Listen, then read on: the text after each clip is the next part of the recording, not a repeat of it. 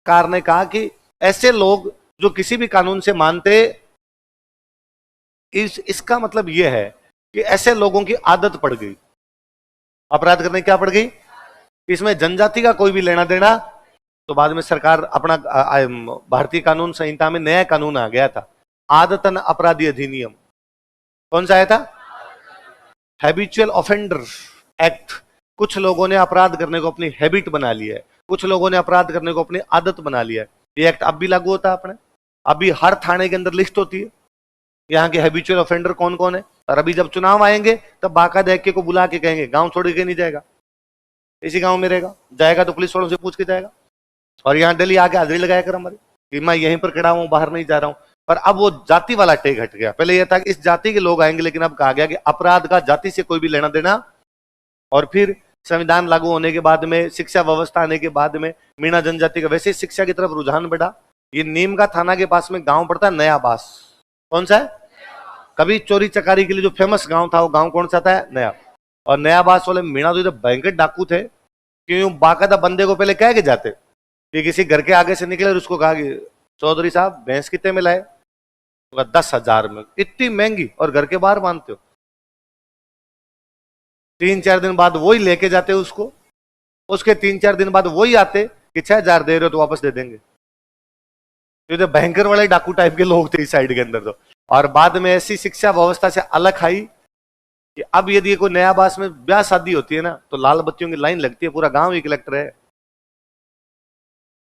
पूरा गांव ही आईएएस बन गया। तो भाई जितने ही फर्स्ट ग्रेड अधिकारी बड़े बड़े मिलेंगे आपको खूब सारे। तो शिक्षा कैसे समाज को कैसे चेंज कर सकती है, उसका बड़ा एग्जाम्पल है कि नीम का थाना के आसपास वाला जो इलाका था।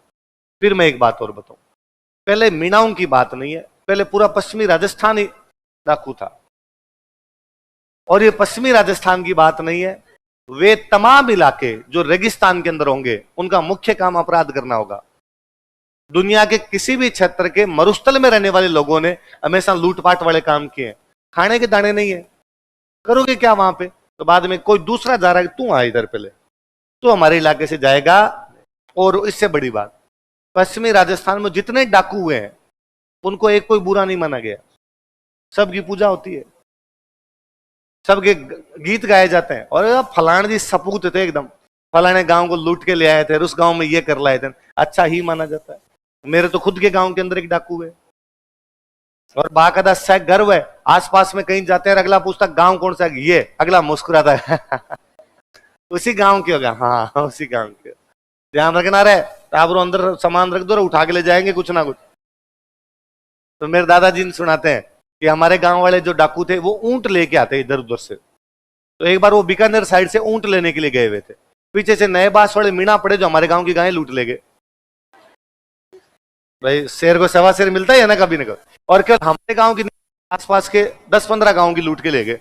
आसपास के 10-15 गांव के बीच में जंगल था, गायें दिन में जंगल में चरने के लिए जाती, नए बास वाले मीणा पड़े दिन में सारी वहां से उठा के ले गए।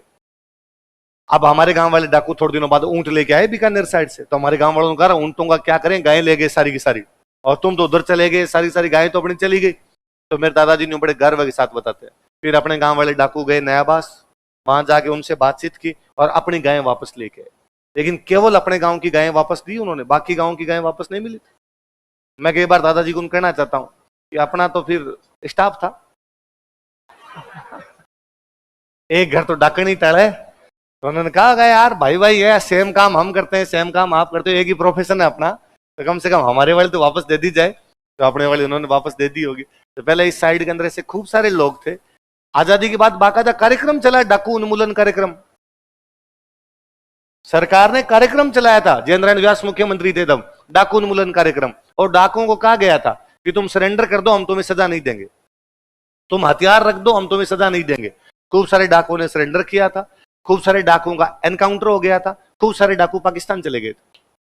तारबंदी थी नहीं अब उधर, तो उधर पुलिस का जोर पड़ा था, लो पाकिस्तान, कई पाकिस्तान चले गए थे, कई सालों तक पाकिस्तान में जिंदा रहे थे। उनके समाचार थे बाकायदा कि फलाना डाकू पाकिस्तान में बैठा है, फलाना डाकू पाकिस्तान के अंदर बैठा है। धीरे धीरे जब एजुकेशन आती है तो समाज अपने आप चेंज हो जाते हैं। बिना एजुकेशन के समाज में इस प्रकार की चीजें होती है। आई बात समझ में? ये भाई आपके जनजातीय आंदोलन सारे अब नया हेडिंग